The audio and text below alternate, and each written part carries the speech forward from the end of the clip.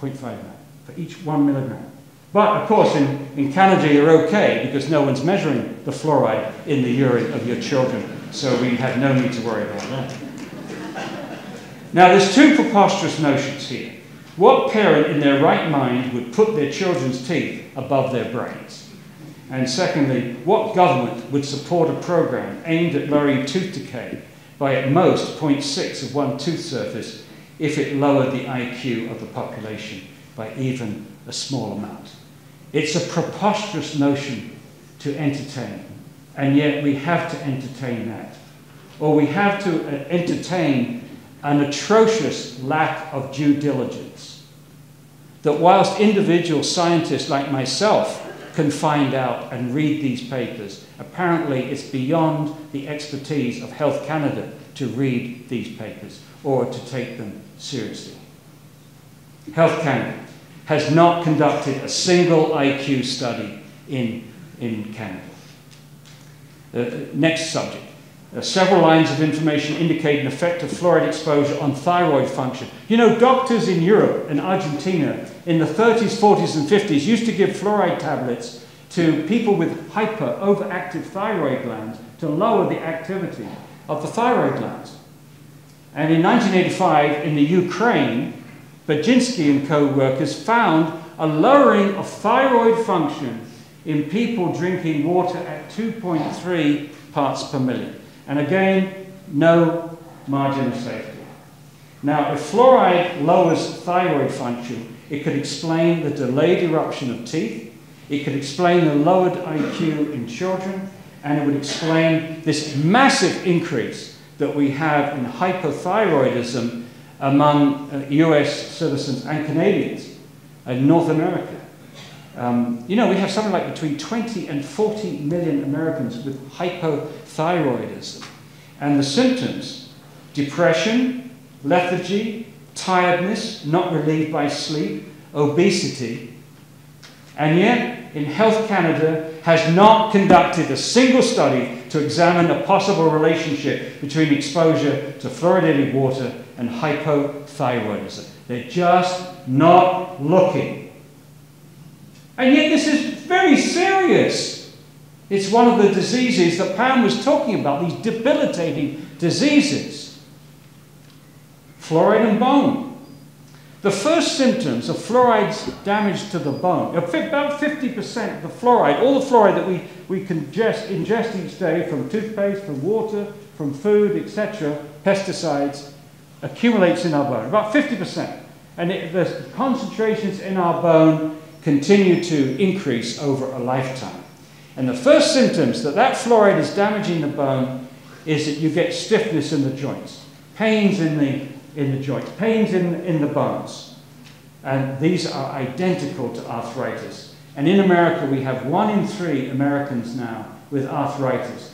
And if you ask a doctor, "Doc, I've got arthritis, what's the cause of that?" And he will say, or she will say, "We don't really know, but we think it's got something to do with aging." Well, could it possibly be the aging in whether you've lived in a fluoridated community for 20 years, 30 years, 40 years, 50 years, 60 years, or what have you? Once again, Health Canada has not conducted a single study to examine a possible relationship between exposure to fluoridated water and arthritis. They're not even measuring fluoride in bone to get a handle on this, or fluoride in the urine, as I've already mentioned. Now, what we're also concerned about is that it makes the bones more brittle. And the bone that we're concerned about breaking in elderly people is this bone which joins the hip bone to the pelvis.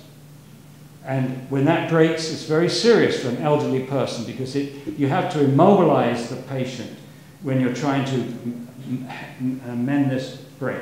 And that, by the time the elderly person has been immobilized for 6 weeks, a couple of months, all their muscles have atrophied. They can't get mobility back. So 50% of elderly people that get that bone broken never regain an independent existence, and 25% are dead within a year of that break.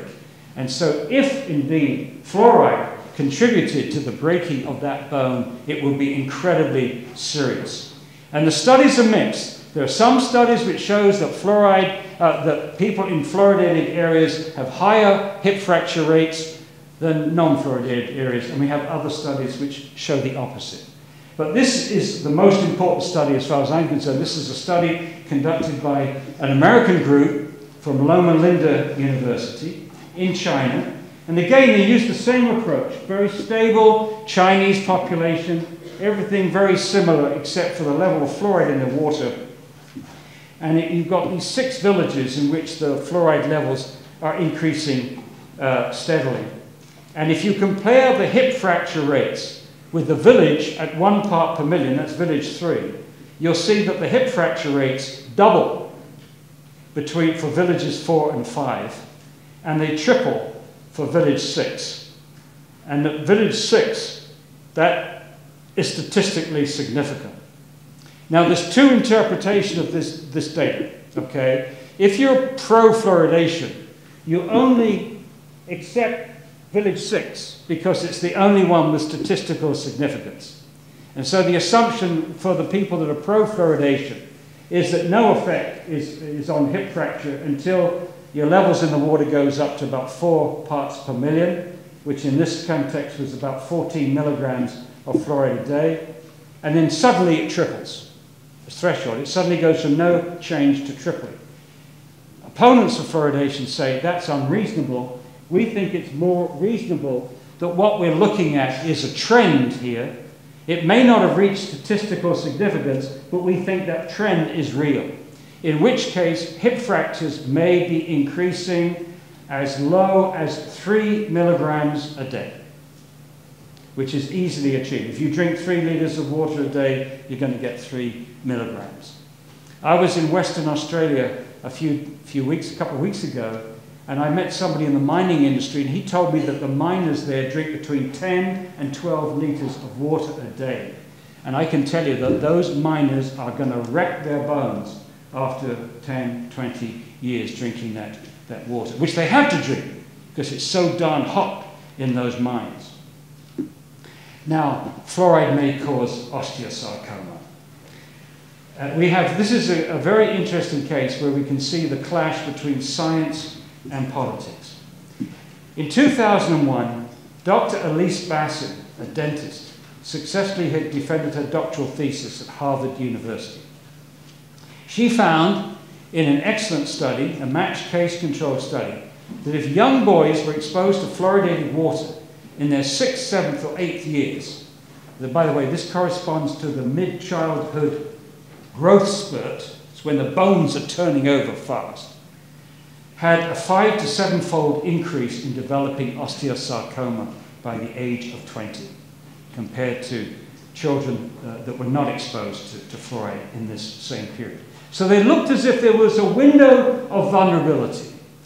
Now her boss, this is the politics, Chester Douglas, who is a consultant for Colgate, who actually edited their weekly report, who is a known promoter of fluoridation, who had actually co-authored a paper which made it very clear indeed, that if there was a relationship between fluoridation and osteosarcoma, it would be the end of fluoridation, which he lamented because it was so good for children's teeth. Anyway, so his position was very clear. Promoter of fluoridation. Between 2001 and 2005, he had at least 3 opportunities to warn the public, to warn his peers, to warn the regulatory agencies that his graduate student had found that finding. He did not do so. He went to England in 2002 and he spoke before the British Fluoridation Society, and he said, my studies show no relationship between osteosarcoma and fluoridation. And he somehow forgot to mention his graduate student's work. He was asked to present a written statement on his work to the National Research Council, and again he said, my work shows no relationship between osteosarcoma and fluoridation. This time he put Bassin's thesis as a footnote, but he didn't tell them that the footnote contradicted what he was telling them. Well, run the clock forward. In 2006, In 2005, my son, Michael, found this thesis in the rare book section of the Harvard Library and sent the chapter which dealt with this study to the National Research Council and also to the Environmental Working Group, who then tipped off the press, and it was a big scandal. It was covered in the Wall Street Journal, in the Washington Post, and on Fox TV. And the EWG called for an investigation of Chester Douglas, but Harvard did the investigation and they exonerated this professor. He didn't knowingly, get that, he didn't knowingly conceal his graduate students' work from anybody. Doddering old twit, I suppose we'd have to assume. Anyway, in 2006, she published her work with 3 other co-authors in Cancer Causes and Control. And Douglas, who up to this point has proceeded with the speed of a castrated snail, suddenly springs into action. And in the same issue of the journal, puts in a letter telling people not to take her work too seriously because he was going to publish a study which showed that this relationship didn't hold in the larger study. And he promised this study for the summer of 2006, and we're still waiting for Chester Goddo Douglas to produce this study. But meanwhile, Health Canada, the Australian National Health and Medical Research Council, and other health agencies in promoting fluoridating countries have used this promise of a study which has not been peer-reviewed or published to negate Bassin's findings. It's outrageous. Health Canada is doing that. Yeah, we're still waiting. The promotion of fluoridation is unprofessional and unscientific. This is from a white paper from the American Dental Association. Individual dentists must be convinced that they need not be familiar with scientific reports of laboratory and field investigations on fluoridation to be effective participants in the promotion program, and that non-participation is overt neglect of professional responsibility. Can you imagine any other profession in the world telling its membership you don't have to be knowledgeable of the literature to go out there and promote something, which may actually be killing people, by the way? You can imagine engineers. We're going to build a wonky old bridge over here. And if you don't go out there and tell the public that this bridge is really sound, it's overt neglect of your professional response. I mean, it's just bizarre. Monty Python, where are you? Okay. For over 60 years, the fluoridation debate has been controlled largely by the dental profession. This profession has a single focus on teeth, with little or no expertise on other health issues. This is how they see us.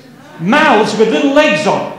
You know, that's it. They just see a hole. The teeth, the teeth, the teeth. We've got to protect the teeth, the teeth, the teeth, the teeth. To hell with the kidneys, to hell with the lungs, to hell with the brains, to hell with the kidneys. We've got to protect the teeth.